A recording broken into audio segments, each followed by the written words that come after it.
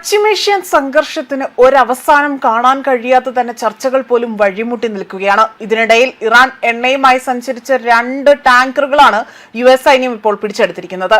ഇതിനെ ഇപ്പോൾ ശക്തമായി അപലപിച്ചുകൊണ്ട് ഇറാൻ രംഗത്ത് വരികയും മാത്രമല്ല US-ന്റെ ഈ നടപടി കടൽ കൊള്ളയാണ് എന്ന് വിശേഷിപ്പിക്കുകയാണ് ചെയ്തിരിക്കുന്നത്.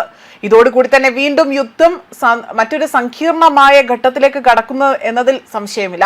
എന്നാൽ ഈ നീക്കത്തെ നിയമപരമായ നടപടി എന്നതാണ് US വിശേഷിപ്പിച്ചത്. നടന്നത് കടൽ കൊള്ളയും രാജ്യാന്തര നിയമങ്ങളുടെ ലംഘനവുമാണ് എന്നും ഇറാൻ വ്യക്തമാക്കിയിട്ടുണ്ട്. US കടൽ കൊള്ളയ്ക്ക് നിയമപരമായി തന്നെ അംഗീകാരം നൽകുകയാണ് എന്ന് ഇറാൻ വിദേശകാര്യ മന്ത്രാലയ വക്താവാണ് ഇക്കാര്യങ്ങൾ അറിയിച്ചിരിക്കുന്നത്. പശ്ചിമേഷ്യയിലെ US സൈനിക താവളങ്ങൾക്കും ഉപകരണങ്ങൾക്കും നേരെ ഇറാൻ നടത്തിയ ആക്രമണങ്ങളിൽ വലിയ നാശനഷ്ടങ്ങൾ സംഭവിച്ചതായി തന്നെ US ഉദ്യോഗസ്ഥരെ ഉദ്ധരിച്ചുകൊണ്ട് ചില റിപ്പോർട്ടുകൾ പുറത്തു വന്നിരിക്കുകയാണ്. നാശനഷ്ടങ്ങളുടെ അളവ് വളരെ വലുതാണ് എന്നും ഇവ പരിഹരിക്കാൻ കോടിക്കണക്കിന് ഡോളർ ചിലവ് വരുമെന്നും ഉദ്യോഗസ്ഥർ വ്യക്തമാക്കുന്നുണ്ട്. US-ന്റെ കടുത്ത നിലപാടുകൾക്ക് അല്ലെങ്കിൽ ഈ ഒരു നടപടിക്ക് പിന്നിൽ നാശനഷ്ടങ്ങളുടെ ഭീമമായ കണക്കുകളാണ് സൂചിപ്പിക്കാനുള്ളത്. ഹോർമൂസ് കടലിടുക്കിൽ ഇറാൻ സേന അവിടെ വെച്ചിട്ടുള്ള ബോംബുകൾ അത് നീക്കം ചെയ്യുന്ന ദൗത്യം US നാവികസേന തുടരുകയാണ് എന്നും പ്രസിഡന്റ് ഡൊണാൾഡ് ട്രംപ് അറിയിച്ചിരുന്നു. എന്നാൽ ഇതിനെല്ലാം പിന്നാലെ തന്നെ കടലിനടിയിലെ സ്ഫോടക വസ്തുക്കൾ കണ്ടെത്തി നീക്കം ചെയ്യാൻ കുറഞ്ഞത് 9 മാസം എടുക്കുമെന്നാണ് US കോൺഗ്രസ് സമിതിയെ ഇപ്പോൾ അറിയിച്ചിരിക്കുന്നത്.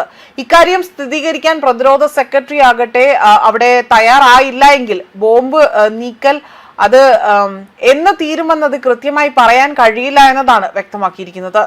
ഇറാൻ അവിടെ വിമാന കമ്പനികളുമായി തന്നെ സഹകരിക്കുന്നതുവരെ അവിടെ ഉപരോധിക്കുമെന്ന ഭീഷണിയും US ഇവിടെ നടത്തുന്നുണ്ട്. ഇക്കാര്യത്തിൽ വേണ്ട നടപടിയെടുക്കാൻ ലോകരാജ്യങ്ങളിലെ സർക്കാരുകൾ ശ്രദ്ധിക്കണമെന്ന് US ട്രഷറി സെക്രട്ടറി സ്കോട്ട് ഇവിടെ വ്യക്തമാക്കിയിരുന്നു.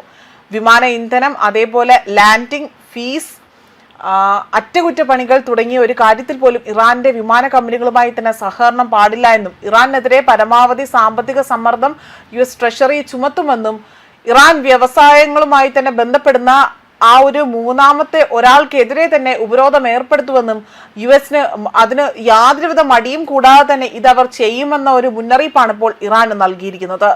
ന്യൂസ് ഡെസ്ക് കർമ്മ ന്യൂസ്.